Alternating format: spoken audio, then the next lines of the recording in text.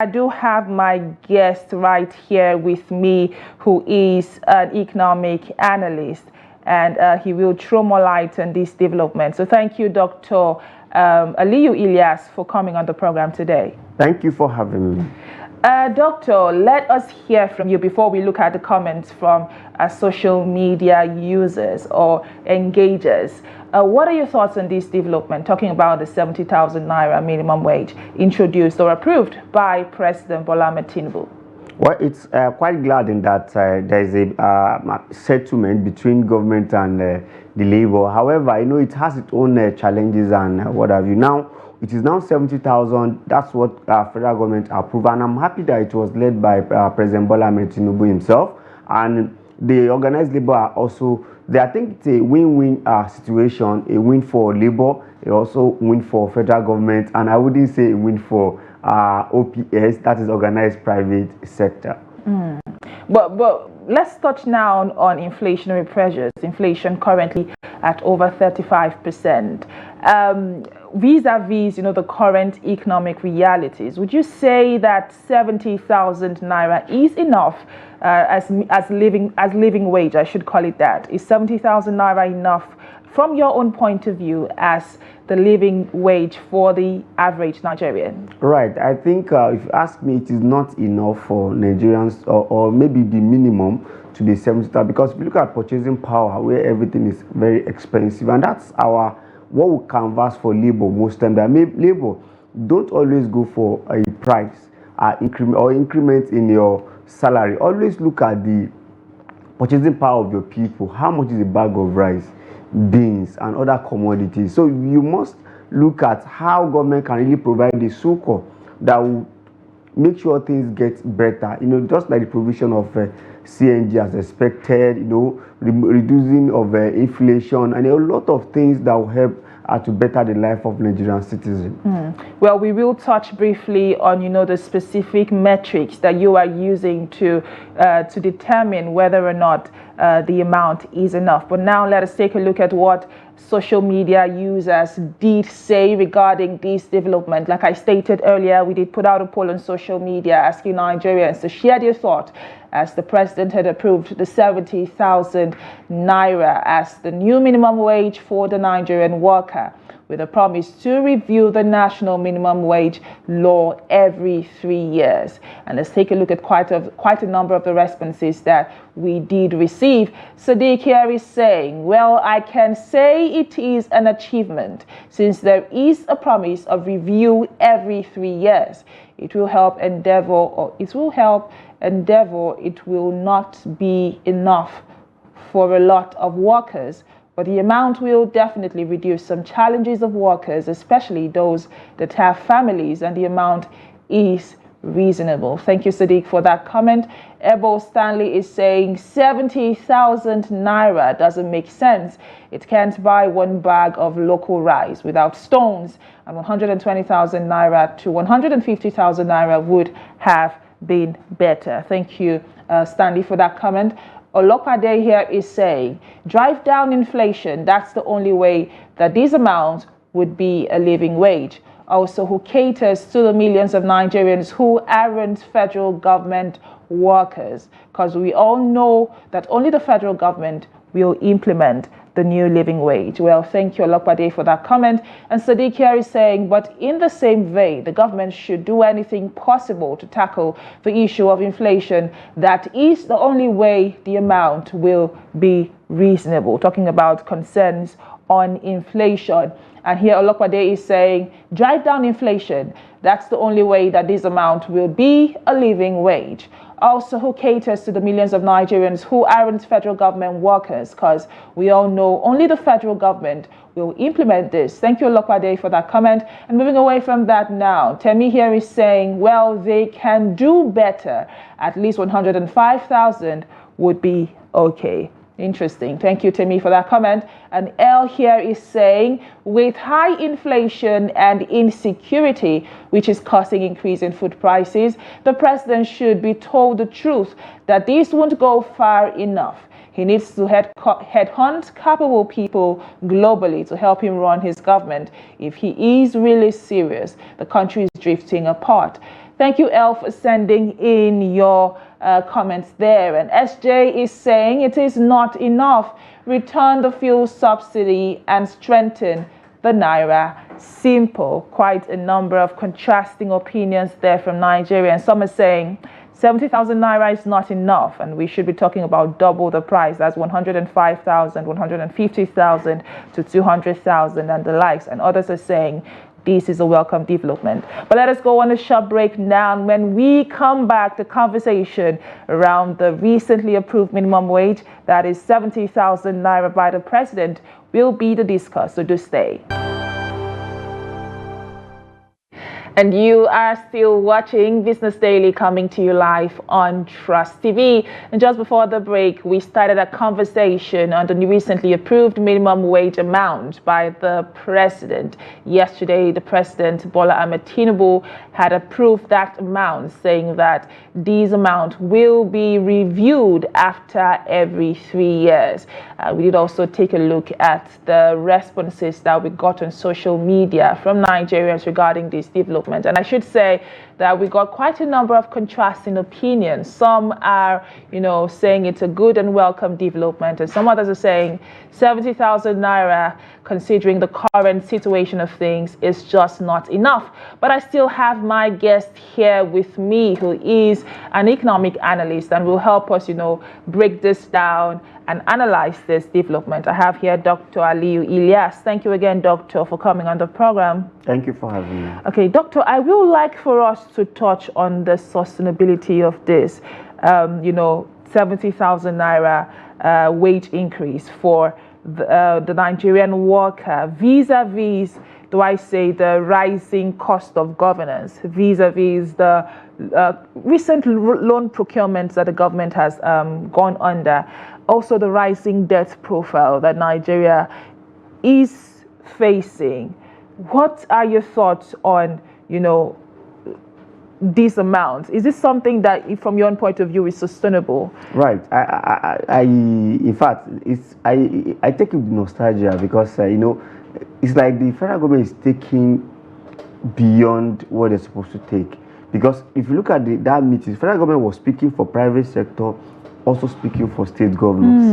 Now he's saying that he will provide some things for private sector, tax waiver, a lot of things he's promising. He's also saying that he's going to make sure he supports the state governors to pay. So for me, I think he's putting too much on the federal government, because the problem is not his own approval. Can any state as at now, except Edo State, who has come out and said they will pay 70,000, and Lagos is not even up to 70,000. And some states aren't even paying the 30,000 naira. And they are still complaining that they cannot still pay. Perhaps we are also looking at the money that we are giving today. We have forgotten that even the inflation also eroded, and the forex has also eroded the value of the money we are giving. So my major problem is not the federal government paying, because from look of things, federal government have more money now that can pay, but can state governors, can they pay this amount? And can private sector also pay this amount? That's the problem. And for me, that amount is even small money for Nigerian workers. Because if you look at the amount compared to even average in Africa, that 70,000 amounted to $46. And if you look at even Seychelles, look at Morocco, look at other countries, they're even paying about $300. So if you look at $46 to $300, see, it's quite a patchy sum. But for me, I think Labour has actually showed their worth by pushing government a whole lot, and government has actually got to where they get to now. But beyond the amount, I am of the opinion that Labour should also fight more for commodities, for purchasing power to have much more value. Because if you still get 200,000 naira and rice still remain at the price as it is now, beans still remain the price as it is now, I doubt even if above 200,000 can be enough. So for we to actually enjoy this one, there must be a concerted effort from federal government to make sure that things are normal, especially when we talk about transportation. Because from what government have been putting in place, we've not actually see the result. Now, the CNG, how many people are on CNG? Personally, I went to a particular filling station that is being announced along Airport Road that is going to be converting vehicle to CNG. I went there myself. I mean that I want to convert my vehicle. What they say was quite shocking. They said they have not gotten the material to do it. I said, but we have been announced that you are doing it. And I said, okay, when? They said, just come and drop your number. Anytime the material arrives, they are going to start calling people. And for me, I think that shows on seriousness on our part. Why will you even announce such things that they are readily available when they don't even have the technical know-how available? Quite challenging. Quite challenging indeed. And you said something that really stood out for me, that the president spoke, for the private sector, also spoke for the state government. But he did, say he was going to be assisting the private sector and subnational levels in paying, or with, ensuring that they are able to pay. But let's talk about the form of assistance that you would recommend now, for instance, for the private sector specifically. What sort of assistance should they be getting beyond tax holidays? You talked about, tax holidays, but beyond that, is that even enough to start with? Well, first and foremost, I can tell you, because I'm also an employer of labor, and I fall between the small businesses, because when you have 1 to 50 and 50 to 100, you are still looking at that level. I can tell you that it's pretty difficult to pay, because you are talking that we should pay clerk, driver, those at the lower level, the sum of 70,000 naira. It's quite difficult. But how will government actually help? The first thing is infrastructure and enabling environment. You can see the band A scenario now for we that are actually operating in central business. Do you know how much we expend on electricity? How much we expend on taxes?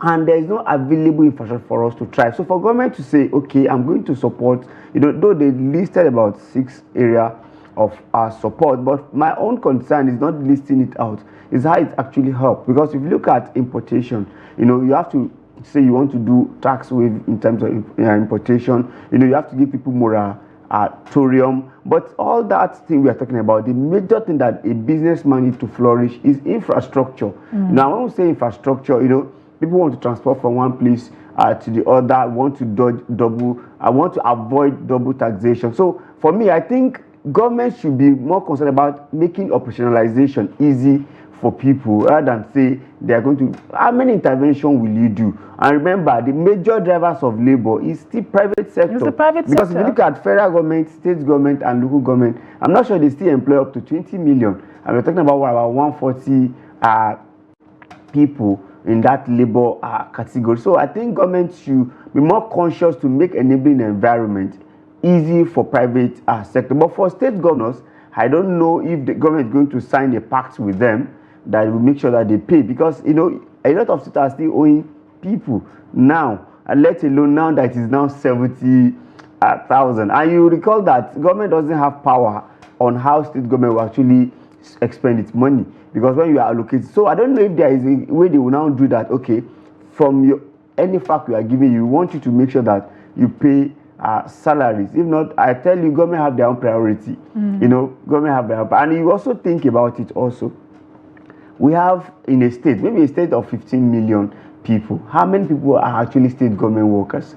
They may not up to 2 million. So where would 13 million people go? So are you saying that they should pack all the money? That's the question they will ask you. Take all the money and give private sector, why they need to fix road, they need to build school, they need to take care of healthcare and water. So unless government have very concrete agreement with states, I doubt if they can pay the sum of 70,000. But do you see these affecting the labor market dynamics? Because like from what you've stated, it's envisaged that businesses, especially small micro enterprises, will struggle to pay this amount. So do you see this tampering with the labor market dynamics in the area of employment and maybe unemployment rates? Definitely. The more you pay, basically now, even when you employ one person, you expect that one person to have 3 skills whereby you can do this, you can do that. So definitely, when you have to pay more salary, you have to consider, okay, let me reduce my staff strength. And that is the negative externalities that follow such decisions. When I have to pay more, I have to reduce staff. And that's where pressure comes on staff. So, and you don't have right to tell a private sector to say you must employ 50 people. No, I will employ 2 people I can cater to to their needs. And this will also give room for casual worker more, because when you have casual worker, when you outsource especially, you don't have to pay overhead costs. You don't have to pay their pension, their HMO, their health. You don't have to do anything. So just do, okay, let me employ you casually, so that at least I can only pay basic salary. So this would have affect labor market itself. Okay, let us touch now on the review mechanism, according to the president, stating that the labor law would be reviewed every 3 years. I believe this was just a way to, douse the tensions, especially by the NLC, who we understand that this was not close to the amounts they had, called. So what do you think was the reason behind the review, the every 3 years review to start with? And then do you think it is even effective for an adjustment to be made after every 3 years? I think I see that as much more of political calculation. Because if you look 3 years to now, why I said so? Even 5 years that we have, it has elapsed since when? And government have been struggling to actually adjust it. So now you are now saying, that's why I say it's like federal government is taking a lot of things for state, because state has to be involved in what this review itself.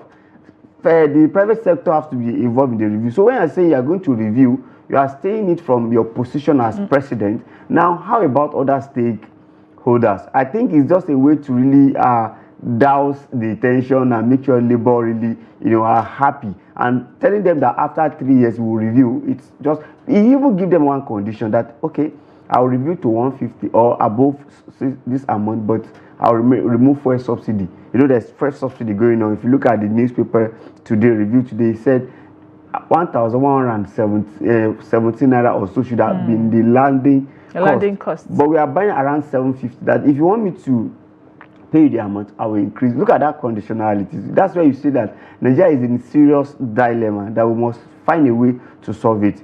Hopefully, maybe by the time Dangote end of this month is pushing out PMS, and also according to Kiaris, he said, is it before December that Port Harcourt refinery and would be operational. So I think by the time they are operational, the challenges of importation would have reduced. So probably to help. But the major thing is inflation. It's a serious problem. In as much as we don't have solution to bring it down, purchasing power will keep being eroded. You have touched on inflation a couple of times already, and that brings to mind, the broader economic reforms that we should be talking about to improve the welfare of Nigerians beyond, the living wage. And let me ask you now, what other economic reforms do you believe are necessary to improve the overall welfare of the Nigerian worker beyond the amount that they are earning? Because like you rightly stated, if this amount is converted compared to previous minimum wages, it really does not, hold that much value as we speak. So what other areas should be of major concern beyond these amounts that the Nigerian worker goes home with at the end of the month? Right. I see federal government being very, very reactive, because once you bring an issue of challenges, they bring about palliative solution. But for me, it will not solve our problem. In as much as it's a immediate solution, we need to look at medium-term solution, and that is what will solve our problem. Because our CNG that would have come to cushion the effect of transportation that is actually affecting the economy. Now you are giving out 1 trillion, 2 trillion for palliative. I think they should move away from that, because palliative is an intervention project that will last for 2-3 months. So if you give in household 100,000, now I assure you within two months at most, if they purchase some item within 2 months, it would have finished. But if you have medium term that, okay, virtually this CNG, we want 40% of Nigerian cars on the road to be CNG, and you drive, that would have solved a medium term problem. So that at least we know that if that is being because food that is so expensive, it's not that the food is not available. If you ask me, my problem is that how do you get the money to purchase the food? Because the person who goes to Sokoto to bring food to Abuja have expended a whole lot in transportation. That person is going to transfer it. So I think transportation is our problem. So if you can really bring an immediate solution to the cost of transportation, that would have helped us a lot. Another one is the manufacturing sector. once we cannot, our industry are not growing, it brings a problem. And with the way things are very expensive, especially energy cost, it's making a lot of companies to shut down. We can also see that all other foreign companies are also moving out of Nigeria. I can tell you from this administration, I'm not sure we have attracted any foreign direct investment. And what is it? It's because of the climb of our economy, how it is. So we must make sure that we make it much more attractive and also support this medium, MSME and manufacturing sector to actually, do well. Because I saw a news that they'll be manufacturing some pharmaceutical products very soon. I was so happy because that is what we call import subsidy. Those things we are bringing, find a way to create another one. And how do we do it? Is to encourage people. And that's why we always say that even the issue of CNG, government should make themselves maybe much more invisible and make private sector more visible. But would you say the government is biting more than it can chew? That is what I'm actually saying, because I look at, like I told you about the CNG that I went for, government is the one, they are waiting for government to supply them, materials, but imagine if those private sector have a wherewithal to go and import those materials themselves and start selling, it will move. But when you are relying on federal government for everything, it's a serious issue. Look at also PMS. They are the sole importer of PMS. You look at all those, it becomes a serious problem. So federal government cannot do everything. They need to allow private sector to operate very well, and that would have bring competition as expected.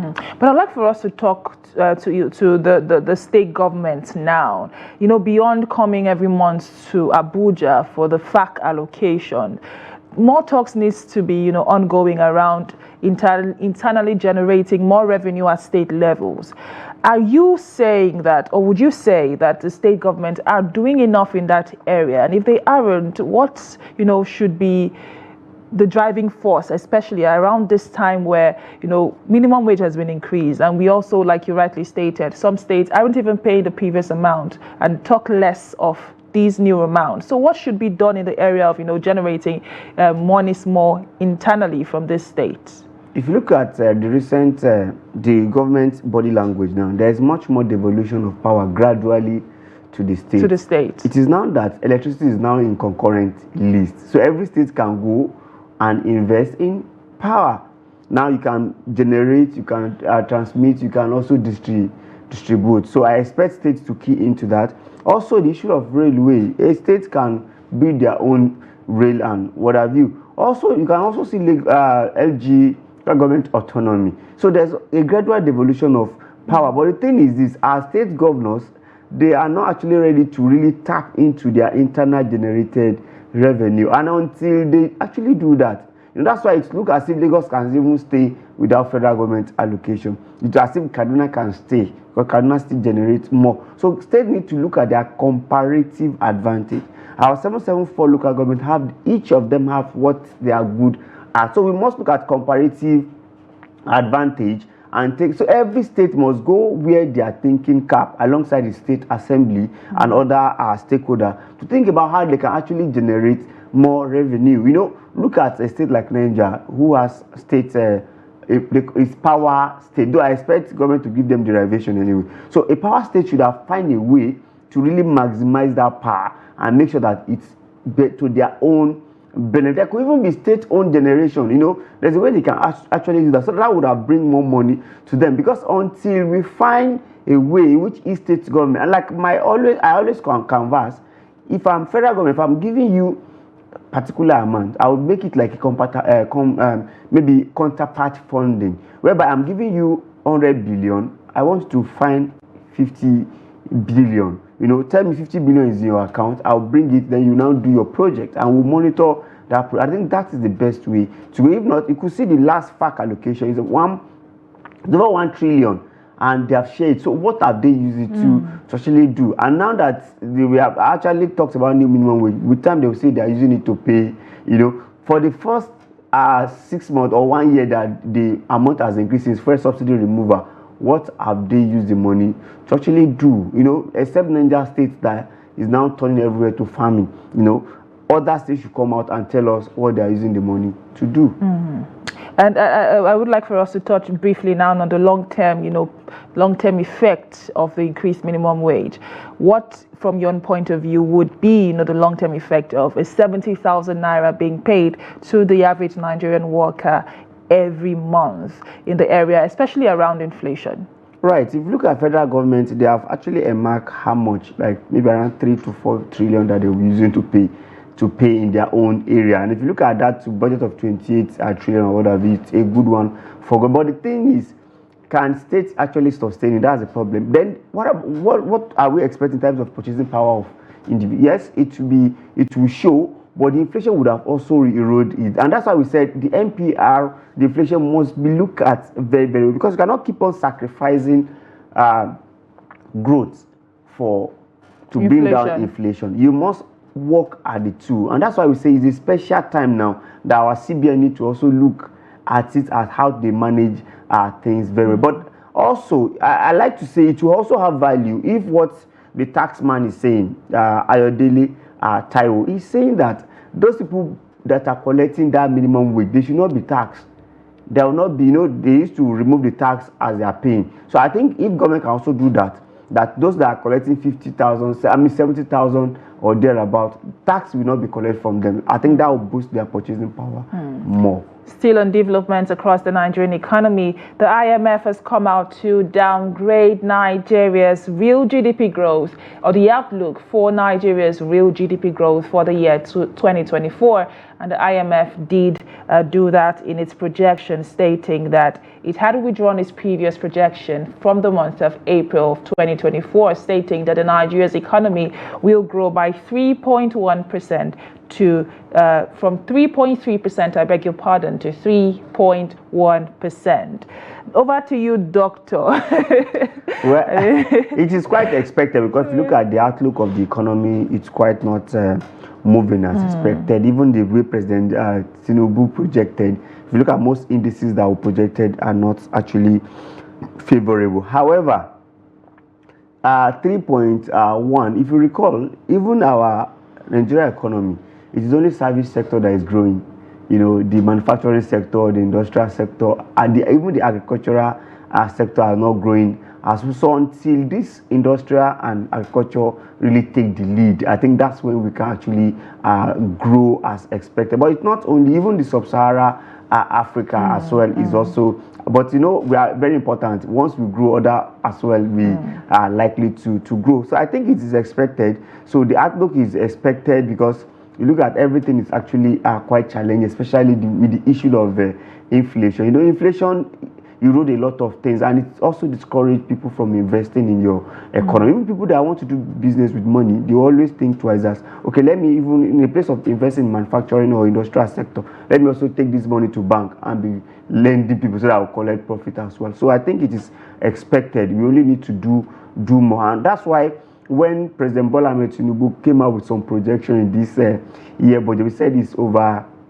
ambitious, because most of the things he's looking at, they are not the way it is, and it has actually came to accept, I think, the value of crude oil that actually move as expected. Other things did not move as expected. So I think it is expected.